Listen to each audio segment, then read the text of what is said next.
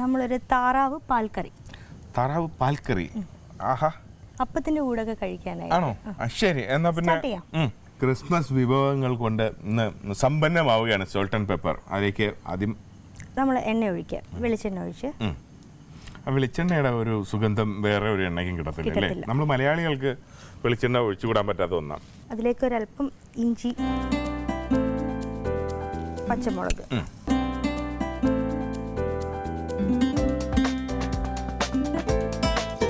സവാള. ഇത് കുറച്ച് സവാള കുറച്ച് അധികം ചേർക്കുന്നുണ്ട്. ഈ സവാള കൂടുമ്പോൾ ഒരു ടേസ്റ്റും കൂടും. നമ്മൾ 2 താറാവ് എടുത്തിട്ടുണ്ട്. ആഹാ, അതാണ് ഇത്രയും കൂടുതൽ സവാള ഇട്ടല്ലേ? എല്ലാവർക്കും കഴിക്കണ്ടേ? ഓ ശരിയാ, ഇന്ന് ക്രിസ്മസ് ആയതുകൊണ്ട് ഞങ്ങളുടെ ക്രൂ മുഴുവൻ ഇവിടെ ഇരുന്ന് കഴിച്ചിട്ടേ പോവുള്ളൂ. ഗംഭീരമായിട്ടുള്ള ഒരു വിഭവ സമൃദ്ധമായ കറിയാണ്. ഇതിലേക്ക് നമ്മൾ കറിവേപ്പില ഇടുക. കറിവേപ്പിലയൊക്കെ കാര്യമായിട്ട് ഇടുക. കറിവേപ്പില നല്ല കാര്യമായിട്ട് തന്നെ ഇട്ടല്ലേ? എത്ര ഇതിൽ എത്ര വേണമെങ്കിലും ഇടാം. ആണോ? അതിൻ്റെ മണത്തിന്.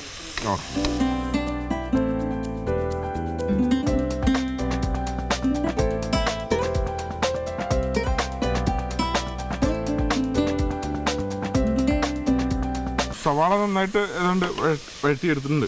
ഓക്കെ, അതിൻ്റെ കൂടെ ഇച്ചിരി കുറച്ച് ഗരം മസാല പൗഡർ. ഓ, അതാണല്ലോ ഗരം മസാലയാണല്ലോ അതിൻ്റെ ഒരു കൂട്ടുകാരൻ. കുറച്ച് white pepper powder.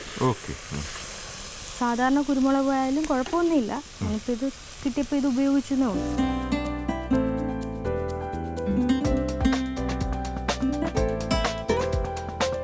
Ginger garlic paste ഒരൽപ്പം.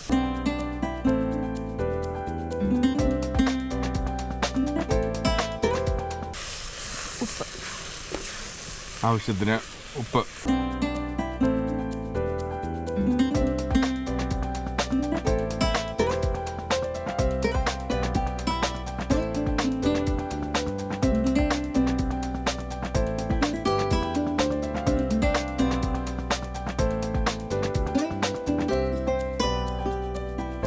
ഒരല്പം വെള്ളം ഒഴിക്കാം. ഇതിന്റെ മാംസത്തിൽ നിന്ന് തന്നെ കുറച്ച് വെള്ളം ഉണ്ടാവും അല്ലേ? ഉപ്പിട്ട് കഴിയുമ്പോൾ അതിൽ നിന്ന് തന്നെ ഇറങ്ങുന്ന.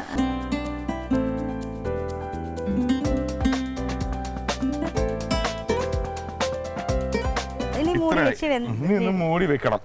ഓക്കെ.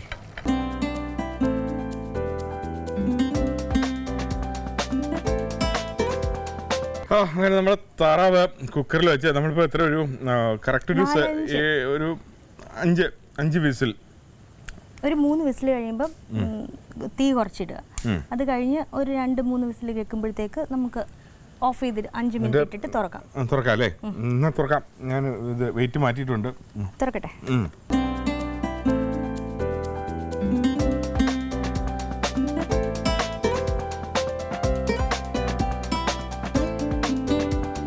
ഇനി ഇതിലേക്ക് നമ്മൾ ഇനിയാണ് ഇതിന്റെ ബാക്കി നമ്മൾ കുക്ക് ചെയ്ത് വെച്ചേക്കുന്ന പൊട്ടറ്റോ. ഓക്കെ. ഇതിന്റെ രണ്ടിന്റെയും വേവ് കറക്റ്റ് ആവില്ല, അതുകൊണ്ട് നമ്മളിത് സെപ്പറേറ്റ് കുക്ക് ചെയ്ത് വെക്കുന്നു. അതുകൊണ്ടല്ലേ? അതല്ലെങ്കിൽ പൊടിഞ്ഞു അങ്ങ് പോകും, കിട്ടില്ല.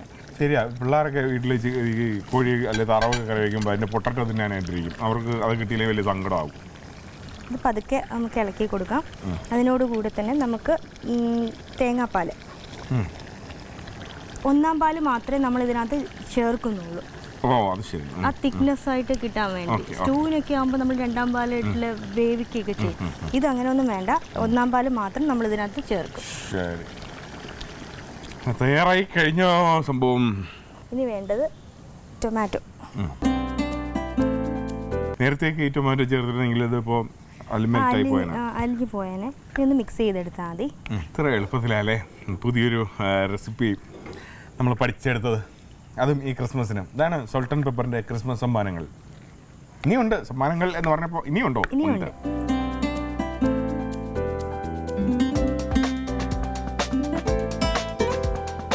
ഇത് മിക്സ് ആയിട്ടുണ്ട്. നമുക്ക് ഇതിലേക്ക് കാഷ്നട്ട് പേസ്റ്റ്, തിക്നെസ് കൂട്ടാൻ വേണ്ടി ടേസ്റ്റിയാണ്. കാഷ്നട്ട് അരച്ച് വെച്ചിട്ടുണ്ട് ഇവിടെ. കുറച്ച് വെള്ളത്തിൽ, ഇളം ചൂടുവെള്ളത്തിൽ കുറച്ച് നേരം കുതിർത്ത് വെക്കണം. അതിനുശേഷം പേസ്റ്റ് ആക്കിയ നല്ല ഫൈൻ ആയിട്ടുള്ള മിക്സിയിലിട്ട് അടിച്ചെടുത്തു.